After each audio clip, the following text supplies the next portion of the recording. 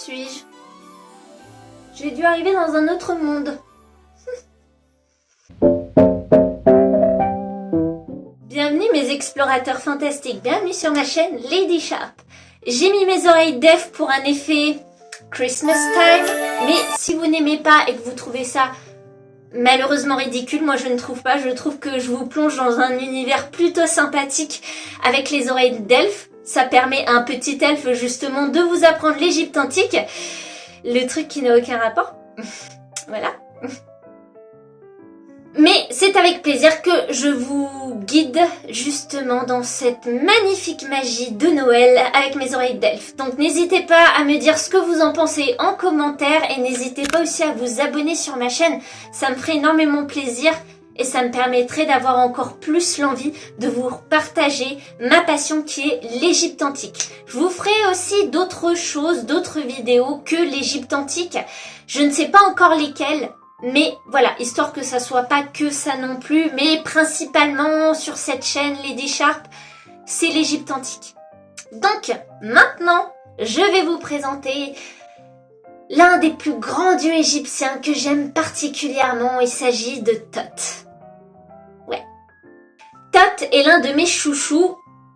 Après, avant, Anubis... Non. Non, pas avant, pas après.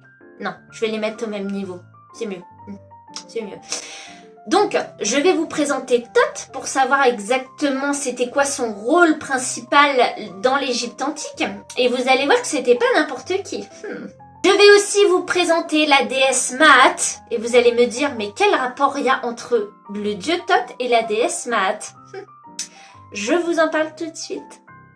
C'est parti, let's go! Thoth est le dieu égyptien de la sagesse, de l'écriture, de la magie, de la science et de la lune, souvent appelé le script des dieux et maître des paroles divines. Il est principalement représenté sous la forme d'un ibis, d'un babouin ou encore d'un homme à tête d'ibis. Il est le protecteur des scribes, inventeur des hiéroglyphes. Il joue un rôle crucial dans le jugement des morts et de la création du langage. Inventeur des hiéroglyphes, il préside l'éloquence et la parole créatrice. Détenteur de toute connaissance, il supervise les arts, les sciences et la magie. Il est le greffé des dieux, enregistrant les verdicts et organisant les pensées. C'est un sacré magicien. Il est également associé à la lune, souvent représenté avec un croissant lunaire. Thoth est le dieu de la sagesse et de l'écriture, dont la fonction est être le scribe des dieux.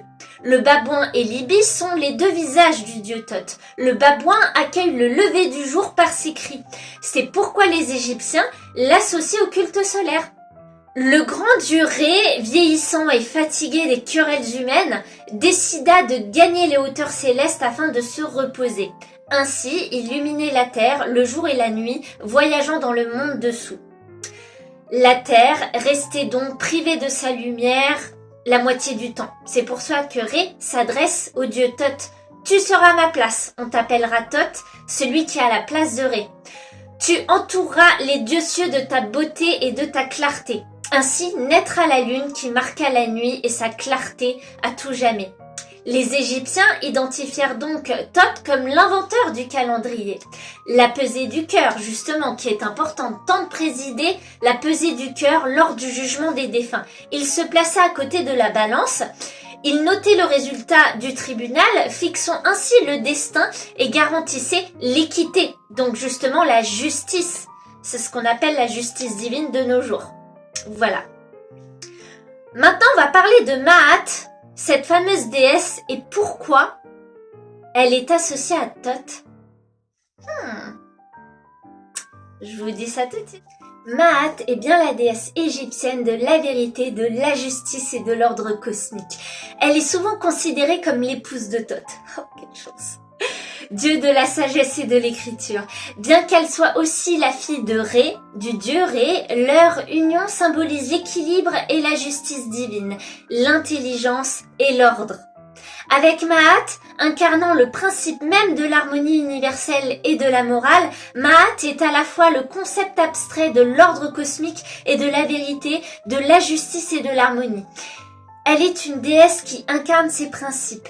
Elle est essentielle au fonctionnement du monde et assure l'équilibre des jours, des saisons et l'ordre face au chaos. Elle est reconnaissable à sa plume d'autruche, utilisée lors de la pesée, dans le jugement des morts, dans la mythologie. Thoth enregistre les résultats de la pesée du cœur, où la plume de Maat sert au contrepoids au cœur du défunt. Maat est aussi considérée comme la fille du dieu solaire Ré, et son rôle est instinctivement lié à l'intuition pharaonique. Quelle déesse. Maat.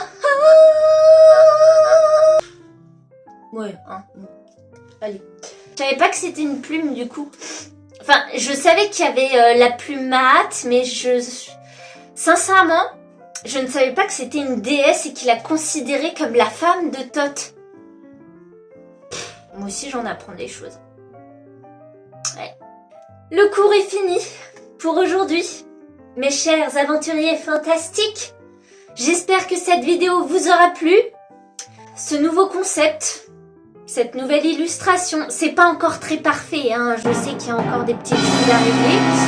J'espère que ça vous aura plu en attendant. N'hésitez pas encore une fois à vous abonner parce que ça me ferait énormément plaisir. Et plus on est nombreux, plus on rit, n'est-ce pas? Voilà, bah peut-être que le concept d'elfe, finalement, ça va peut-être vous plaire dans un univers magique. Certes. Why not? Why not, darling? N'hésitez pas à me le dire en commentaire. N'hésitez pas surtout à dire tout ce que vous pensez. Ça me permet aussi d'évoluer sur ma chaîne YouTube. Je vous dis à bientôt!